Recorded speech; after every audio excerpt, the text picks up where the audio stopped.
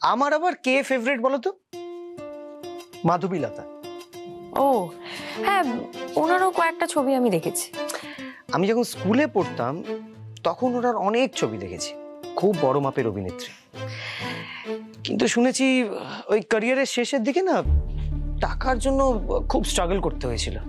আচ্ছা, উনি তো কিছু বছর মুম্বাইতে ছিলেন না? কিন্তু সেভাবে পা না জমাতে পেরে আবার এখানে ফিরে এসেছিলেন। এবার ততদিনে কি হয়েছে, এখানে তো অনেক নতুন অ্যাক্ট্রেস চলে এসেছে।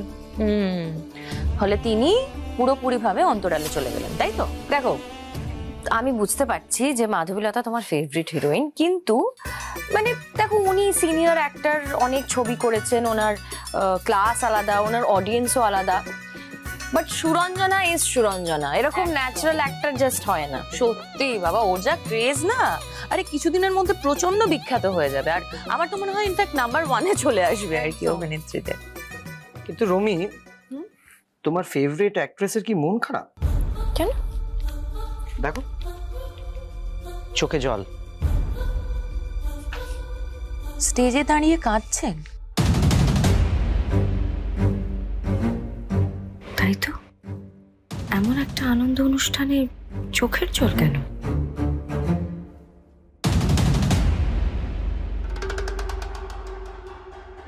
SIT বেঙ্গল প্রতি সোম থেকে শনি রাত 8:30টায় শুধুমাত্র জি বাংলা সোনারে।